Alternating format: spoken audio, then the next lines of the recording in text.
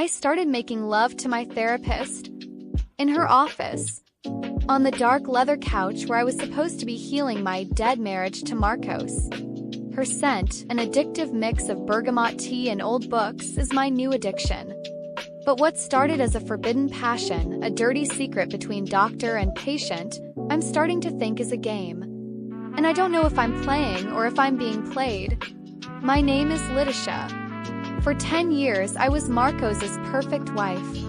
A trophy wife, kept in a glass house, beautiful and cold. He didn't see me. He didn't touch me. I was starving. Starving for touch, for desire, for permission to be seen. Dr. Sofia was his idea. "You seem anxious, dear. Go talk to someone." I expected a kind, elderly woman. But Dr. Sofia. She was in her 50s, but time had been generous. She had silver hair pulled back in a perfect bun, dark, penetrating eyes, and a low, raspy voice that seemed to vibrate in my chest. Her office was my confessional. Walls lined with books, low light, the smell of bergamot and leather. In the third session, I collapsed. I cried about how invisible I felt. I expected her to hand me tissues and comforting words. Instead, she got up from her chair, came to the couch, and sat next to me. Too close. I could feel her warmth. "Invisible," she whispered, her voice a caress. She raised her hand, and instead of touching my shoulder, she touched my face, wiping away a tear with her thumb. Touch was professional, but it lingered a second too long. "I don't see an invisible woman, Letitia. I see a woman who is dying of thirst." My entire body shivered. My nipples hardened under my blouse. "Doctor," I gasped. "Sofia," she corrected me. Her dark eyes dropped to my mouth. "Your problem isn't anxiety. It's hunger. And you aren't hungry for your husband. Are you?" I couldn't breathe. She was reading my soul. I started. "Shush," she said. And then she broke every rule in the universe. She leaned in and kissed me. It wasn't a kiss of wild passion. It was slow. It was deliberate. It was a kiss of possession. Her taste was like tea and something else, something uniquely her. When she pulled away, my lips were burning. "This," she said, her voice even lower, "is our first real session." I left her office that day with my legs shaking. I had betrayed my husband, yes. But the terrifying part was that I had just handed my soul to the woman who was supposed to be saving it. What happens when the person who hears all your secrets becomes your biggest secret? The therapy sessions stopped being about my husband. They became about us. The leather couch, which used to be a place for tears, became our bed. And with every secret I told about my marriage, the more she seemed to desire me. "Does he touch you like this?" she would whisper, her fingers tracing the line of my jaw, making me shiver. "No," I breathed. "Does he kiss you here?" she'd ask, her lips brushing the sensitive skin behind my ear. "Never." The love we made was slow. It was exploratory, felt clinical, and, at the same time, the most passionate thing I had ever experienced.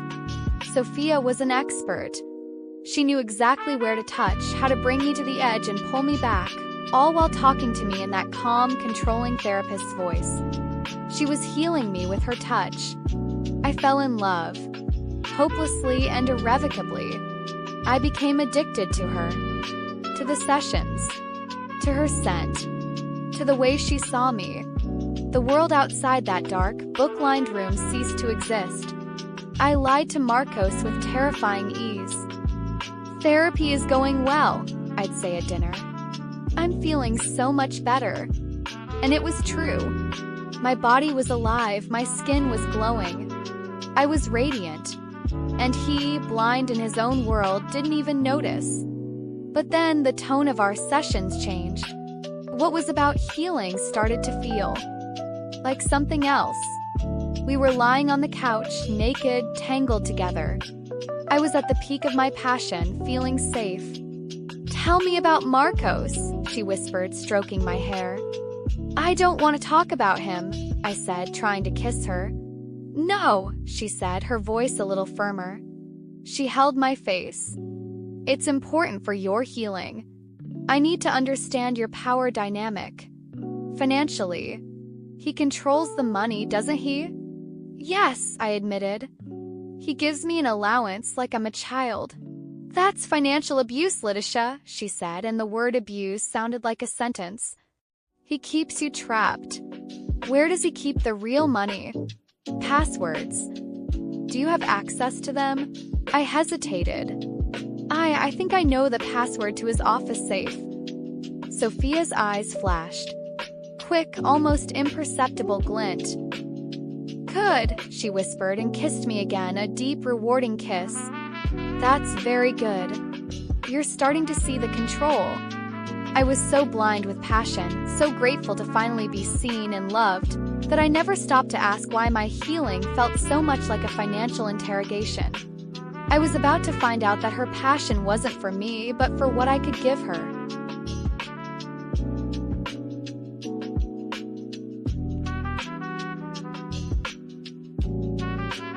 He isn't just cold, Letitia.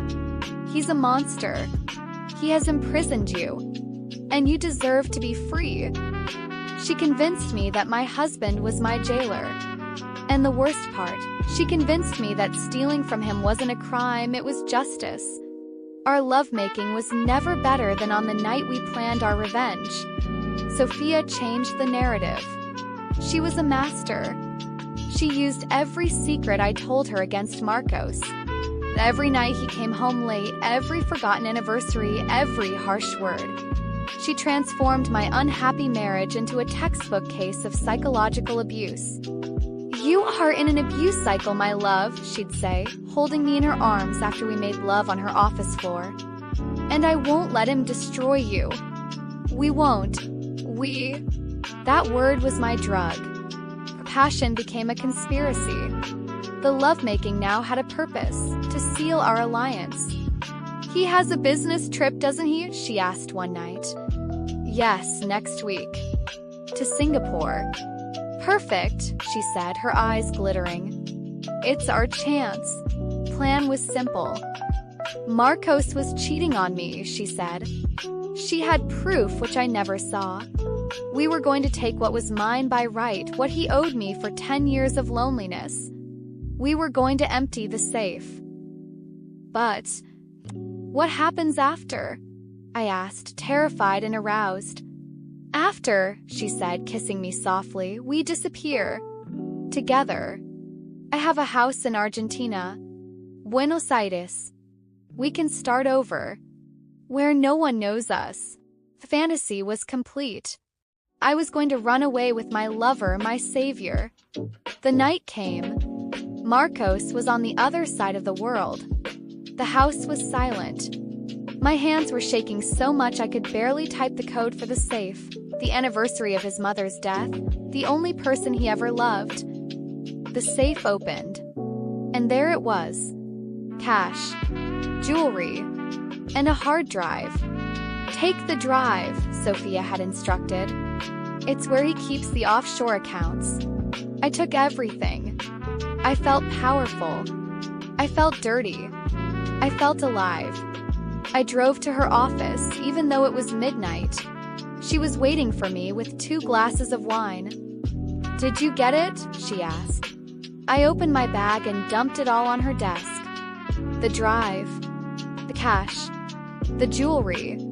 She didn't look at the money. She looked at the drive. She picked it up like it was a trophy. And then she smiled at me. A smile I had never seen before. A smile of victory. My love, she said. You did it.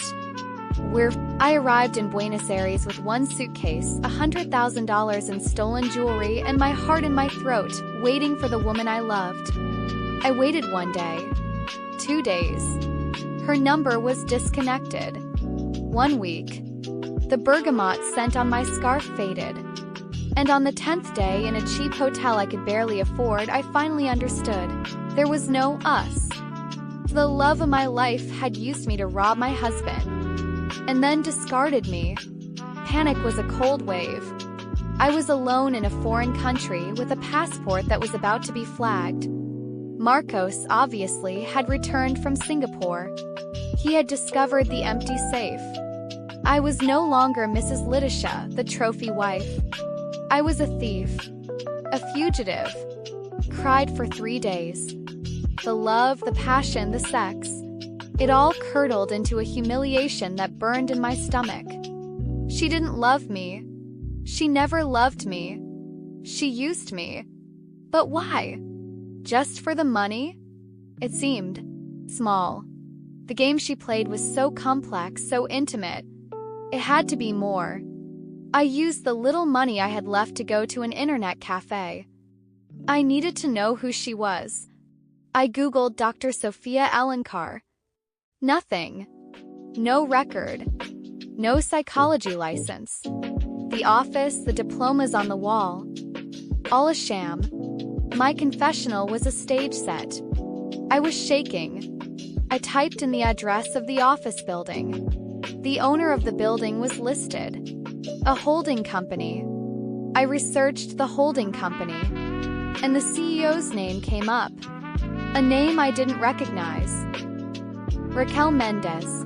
I searched for Raquel Mendez, and the first photo that appeared. My blood turned to ice. It wasn't her. It was a woman I'd never seen. But next to her, in the photo, was my husband, Marcos, and his first wife, the woman he left for me years ago, the woman he told me had died in a car accident. She wasn't dead. She was in the photo, and she was Dr. Sofia. The chin, the eyes, the hair was different, blonde and short, but it was her. Passion of my life. The woman I gave everything for. She was my husband's vengeful ex-wife in a disguise, and she didn't just use me to steal his money. She used me for a much, much deeper revenge. And the drive I stole? It wasn't offshore accounts. It was his business files. The company's secrets. I hadn't just stolen his cash. I had stolen his entire company for her. The woman I made love to on the couch, the woman who promised me a new life, was my husband's ex-wife. And I was the perfect weapon. The lovesick idiot who opened the safe and handed her his complete ruin. And now I was trapped in Argentina while she, Raquel, or Sofia, or whatever her name was back in Brazil with his money and his empire. But I wasn't going to be the victim. I wasn't going to rot in Buenos Aires. I learned from the best. I learned from her. I sold the jewelry. I used the money to get a new passport, a new face. I flew back to Brazil, not as Lidisha, the betrayed wife. Came back as someone new. I didn't go after Marcos. He was ruined, a story in the financial papers. I went after her. Took me 6 months. 6 months of tracking the woman who taught me how to lie. She was living in my old house. My house. With my husband's money. She had one. I walked in. Not through the front door. Through the back, the one I always left unlocked for the gardener. She was in Marcos's office, my old office, sitting in his chair like it was a throne. She was on the phone, her voice cold and powerful, talking about stocks. She saw me. And for the first time, I saw Dr. Sofia. Raquel looked surprised. She hung up the phone slowly. Lidisha. Hello, Sofia, I said, savoring the fake name. Or should I say Raquel? She stood up. She was beautiful. More beautiful than I remembered. The bergamot scent was still there. You're smarter than I thought, she said, her voice calm. You used me, I said, my voice shaking, not from fear, but from a rage that was almost as strong as the passion I still felt. I saw you, she said, taking a step. I saw your hunger. I just fed it. Weren't you alive? Didn't you love every second? And that was the sick truth. I did. I had never felt so alive. What do you want, Letitia? Money? I can give you money. I don't want money, I said, moving closer. Her scent was making me dizzy again. The hate and the desire all mixed up. You taught me a lot, Raquel. You taught me about power, about how to take what you want.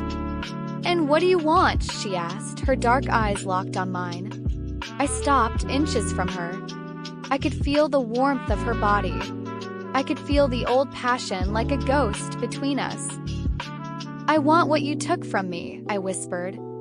Not the money. Not the husband. I want my life back. She smiled. A slow, knowing smile just like the first one. You